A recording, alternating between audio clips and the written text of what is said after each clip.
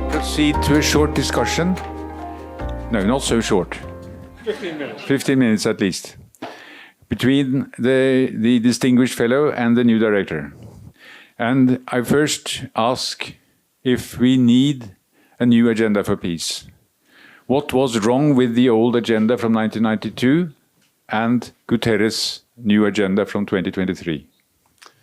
Well, Stein, the new agenda for peace builds on Boutros Ghali's 2023 proposal, and it does it by making new emphasis on multilateralism and the UN Charter as foundational tools for peace. It came into existence before Donald Trump became President of the United States. And since he has become President of the United States, the desires for the new agenda for peace have faced some very rough waters. President Trump has removed America from 60 United Nations organizations and removed budget accordingly. So as Stein mentioned, it's facing a kind of a fiscal crisis, which will put great pressure on the institution, and it will demand some quite radical reform. The new agenda for peace is built around 3 different guiding principles. The first is trust, which we have at a premium at the moment. This is all about rebuilding confidence among nations and strengthening mechanisms for dialogue and cooperation. Two processes which were very central to the Daisaku Ikeda's approach to peace. Secondly was solidarity, collective action and shared responsibility, especially for vulnerable countries and communities. So the new agenda for peace focuses a lot of attention on development assistance and poverty alleviation. And thirdly, it wants to focus on universality, ensuring international norms, human rights and laws apply to all countries equally. It's sort of disconcerting to me that in the space of 3 years, all of these aspirations and principles are completely undermined by the actions of the United States. Its focus is on conflict prevention and preventive diplomacy. It proposed a reform of the Security Council, which I doubt is going to come into existence, and it proposed a revitalization of the General Assembly and some machinery. And it ties peace to the broader development and peace-building goals and sees it as multidimensional: conflict prevention, promotion of human rights, environmental sustainability, multilateral cooperation and trust, all central to the new agenda for peace, and all at risk right now because of the actions of governments that have no intention whatsoever of abiding by an international rule of law or international order and principles underlying it. For just a little time ago, I went on my computer and I listened to Guterres' press conference on the 29th of January, where he met a lot of questions from the press around the world, and he spoke of his own powerlessness. He wanted to have more power, but he explained the fact that he did not have more power with the division of the Security Council, and he spoke out for reform. So very convincing speech, and I do not think that Guterres is guilty of the situation that the UN has today. I think, as you said, Kevin, it's primarily the US policy and the Russian aggression against Ukraine that has destroyed the United Nations, or not and destroyed Gaza. It, but and Gaza. And Israel's behavior. But this has called for many people call for reform of the UN. And I wonder who can drive that reform. We heard the Canadian Prime Minister call for middle powers to do it. I wonder if East Asia could play a role if only the East Asian states could work more closely together. Because East Asia has kept peace for so long. What do you think about that idea? I think it's an excellent idea, and you're the expert on this since you led the research program on building an East Asian peace. The East Asian piece that we looked at in Stein's research program, gosh, it was about 10 years ago now, was it? Was based on peace through restraint and not dominance.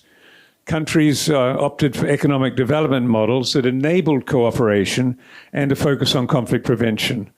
And at the same time, Southeast Asia moved very quickly to develop a very strict non-nuclear regional identity, which I think is a model for Northeast Asia.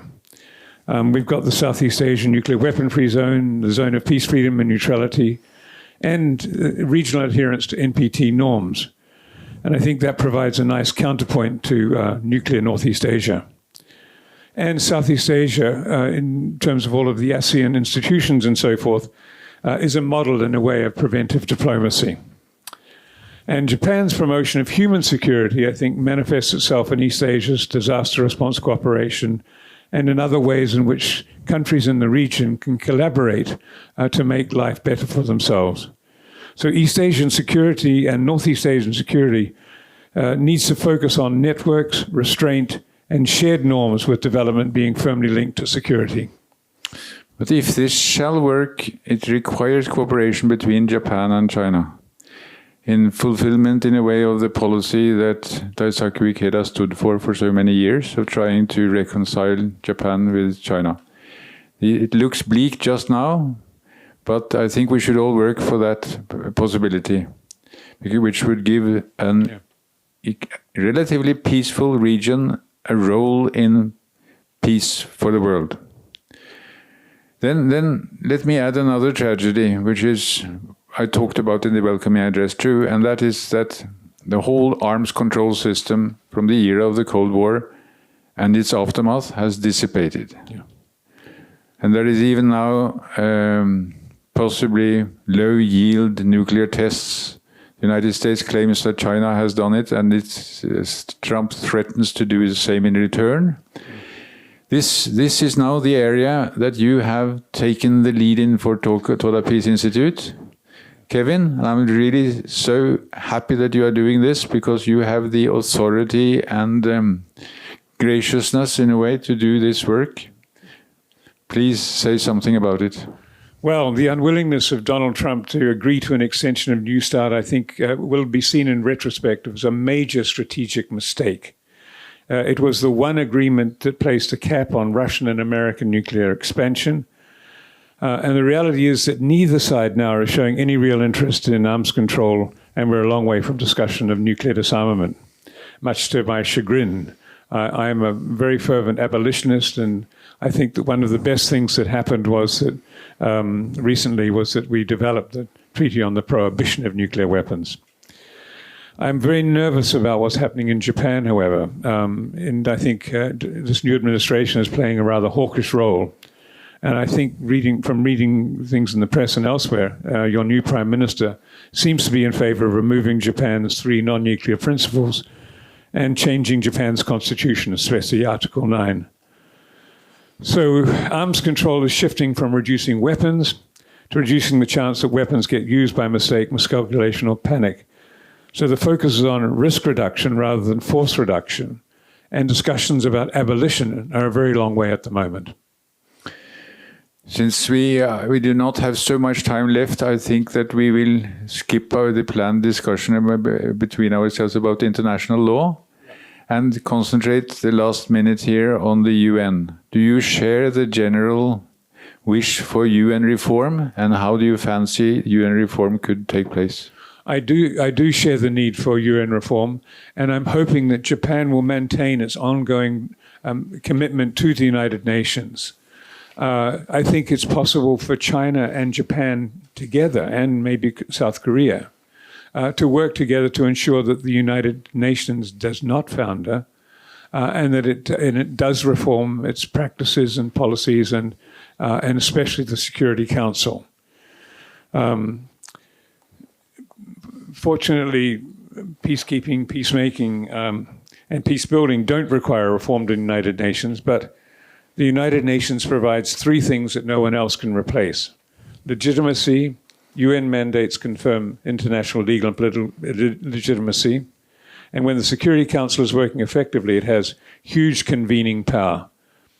And finally, it's able to engage in burden sharing and providing some indication of ways in which we can deal with the knotty problems that confront us all at the moment. And it can't do any of these things, however, if the Security Council is paralyzed or if states and nations start believing that the United Nations is no longer of any consequence. So for me, it seems absolutely critical that we work to support, sustain, revive, and reform the United Nations so that it can do its job even better and provide a multilateral, provide very strong support for robust multilateralism. I'm in full agreement with you, Kevin. There is no polarization between us. And I have learned from my family, my parents, to love the United Nations all my life. Yeah. And I very much hope that Japan will continue to be a constructive partner in multilateral cooperation. Yep, I agree. Thank you. We will just have a scene shift.